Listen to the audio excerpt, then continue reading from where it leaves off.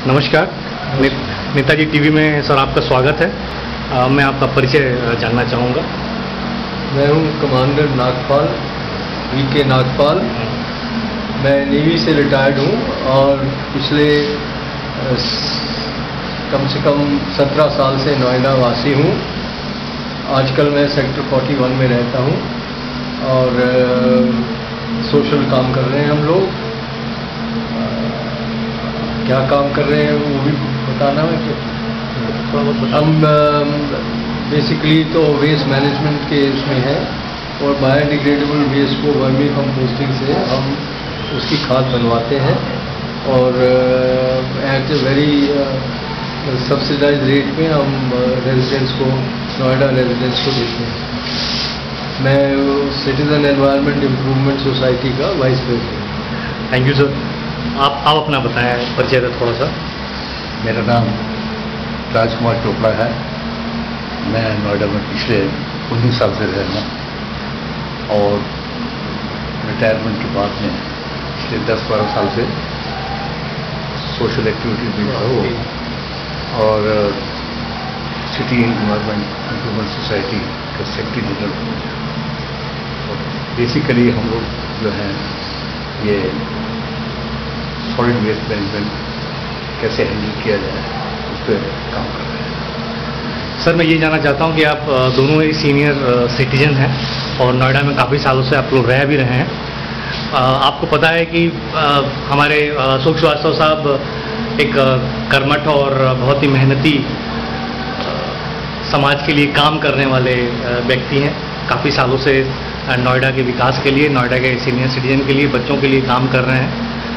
वो इस बार चुनाव के लिए बिल्कुल तैयार बैठे हैं। वो चाहते हैं कि 2012 में अगर वो नोएडा से चुन के अगर आते हैं, विधायक बनते हैं, तो आप सब लोगों के लिए अधिक से अधिक काम कर पाएंगे, आप सभी लोगों के लिए अधिक से अधिक सेवा कर पाएंगे और नोएडा के विकास में अपना पूरा सहयोग कर पाएंगे। इसमें आप लोगों की व्यक्तिगत राय क्या है? देखिए, मैं तो अशोक को, इनकी पूरी फैमिली को पिछले 8-10 साल से जानता हूँ और ये सेल्फलेस काम करते हैं, ये भी मैं बहुत अच्छी तरह से जानता हूँ। और सोसाइटी के लिए इन्होंने इतने अच्छे अच्छे काम किए हैं। बिसाइड कल्चरल दिस थिंग, इन्होंने जो सब्जी वाले हैं उनको रेहड़ियाँ दी हैं मुफ्त में, जो क्या कहते हैं हैंडीकैप्ड है उनको साइकिल रिक्शा देते हैं, जिनके पास कपड़े नहीं हैं कपड़े इकट्ठे करवा के उन बच्चों को या बड़ों को कपड़े दिलवाते हैं। इसके अलावा जितने भी सोशल प्रोग्राम्स होते हैं उनमें पार्टिसिपेट करते हैं। तो इनको तो बहुत अच्छा रहेगा। अभी तो अपने आप कर रहे हैं, पहले इनको गवर्नमेंट की सपोर्ट मिल जाएगी तो नोएडा के लिए बहुत अच्छा है। आपकी क्या राय है सर अशोक श्रीवास्तव जी के बारे में? अशोक श्रीवास्तव जी जो सोशल वर्क कर रहे हैं ये किसी से छुपा नहीं है। काफ़ी काम किया इन्होंने नोएडा में और मैं समझता हूँ कि इनसे बेहतर आदमी इस फील्ड में तो उतर नहीं सकता है। सेल्फलेस काम। तो आप सभी लोग इनके सहयोग करेंगे सर इस लड़ाई में? इनके आप इनका साथ देंगे? फुल सपोर्ट रहेगा। हम भी देंगे, हम औरों को भी बोले नहीं देंगे। सर मैं आप सीनियर सिटीजन हो और नोएडा जिस तरह से विकसित हो रहा है, बहुत ही कम समय में इतना ज़्यादा डेवलपमेंट हुआ है, लेकिन इस विकास के साथ साथ कुछ समस्याएं भी नोएडा में पनपी हैं, चाहे वो सीनियर सिटीजन के लॉ एंड ऑर्डर का मामला हो या उनकी सेफ्टी की मामला हो या महिलाओं की सुरक्षा की मामला हो। तो मैं ये जानना चाह रहा हूँ कि बीइंग अ सिटीजन आप नोएडा में अपने आप को कितना सेफ महसूस करते हैं? देखिए, ऐसा है कि नोएडा जब ये डेवलप हुआ बहुत ही एक शानदार, एक बहुत ब्यूटीफुल शहर इसको माना गया, लेकिन अब जो टाइम बीता जा रहा है देखा गया है कि सफाई की तरफ जो है यह बहुत कम होता जा रहा है। उसकी कोई प्रायोरिटी नहीं रही है। अगर इसकी तरफ ध्यान दिया जाए तो एक ये अपने एनसीआर में तो खैर बहुत बढ़िया रहेगा, पूरे हिंदुस्तान में गिना जा सकता है कि Noida is a very beautiful city. As far as safety is concerned, वो तो ये है कि मेरा उसमें एक ही राय है। अगर आप घर में कैश और ज्वेलरी नहीं रखेंगे तो आपको ऊपर कोई अटैक नहीं कर सकता। लोग जो आते हैं चाहे सड़क पे आपकी चेन खींच के ले जाए या अगर आपका घर तोड़ के कुछ सामान निकाल के ले जाएं, वो कैश और ज्वेलरी के लिए आते हैं। और अगर आप इन चीज़ों से दूर रहेंगे तो मतलब ये कि क्राइम अपने आप कम हो जाएगा। सर, आपको क्या लगता है कि मायावती सरकार अपने पूरे उत्तर प्रदेश में सीनियर सिटीजन को सेफ्टी देने में या सुरक्षा प्रदान करने में समर्थ है? अभी तो मैं सोचता हूँ कि मायावती अभी स्टेबलाइज हो रही हैं, वो मैच्योर हो रही हैं।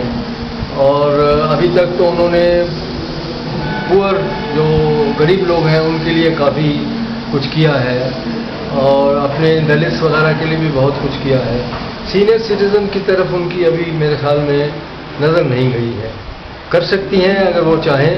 जैसे मैंने कहा, उनको इनिशियल जो उनके वो है काम है, उनसे फुर्सत मिलेगी तो इस साइड में वो ध्यान दे पाएंगे। तो 2012 में सर क्या फिर से मायावती को ही आप देखना चाहते हैं मुख्यमंत्री के तौर पे, या कोई दूसरा चेहरा आप चाहते हैं? वेल, इस पर मेरा कोई कमेंट नहीं है अभी। इसके ऊपर मैं भी कुछ कमेंट नहीं करना चाहूँगा, क्योंकि ये पॉलिटिकल इश्यूज हैं, वही लोग। ठीक है सर, आप इतना तो बता ही सकते हैं कि क्या आप सरकार से संतुष्ट हैं? क्या सरकार से संतुष्ट हैं? देखिए, अभी तक तो हमें ये फार्मर्स का जो चल रहा है चक्कर, वही लगा है कि ठीक नहीं रहा। बाकी तो डेवलपमेंट हो ही रही है। सर, ये बाबा रामदेव वाले मामले में मैं ये जानना चाहूँगा कि जिस तरह से कांग्रेस सरकार ने बहुत ही सख्ती के साथ इसे निपटा, वो क्या आप बीइंग अ सीनियर सिटीजन आप इसको सही मानते हैं? नहीं, मैं सोचता हूँ कि ये सख्ती से जो निपटा है ये ठीक नहीं हुआ है। और जहाँ तक रामदेव जी का सवाल है, वो उनका जो उद्देश्य चल रहा है, अपने योगा से थोड़ा हट कर चलने लगे हैं, जो वो मेच्योरिटी नहीं है। ये बाबा रामदेव ने जो 2-4 सवाल किए हैं, जैसे कि 1000 रुपये का नोट, 500 का नोट निकाल दें, या आर्मी अपने जो उनके फॉलोअर्स हैं उनको बंदूकें दे दें, ये चीज़ ठीक नहीं है।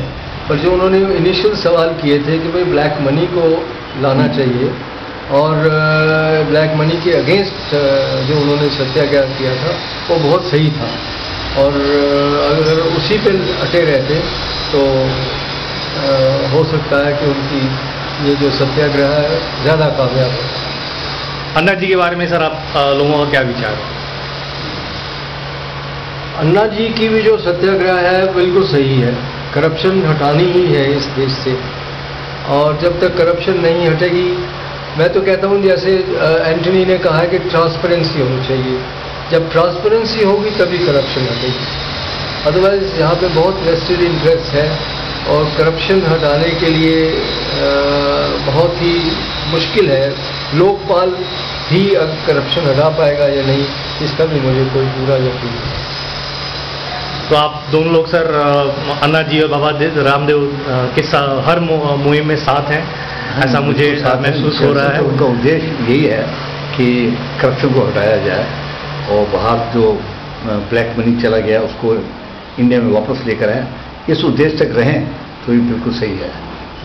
नेताजी टीवी से बात करने के लिए आप लोगों का बहुत बहुत धन्यवाद सर।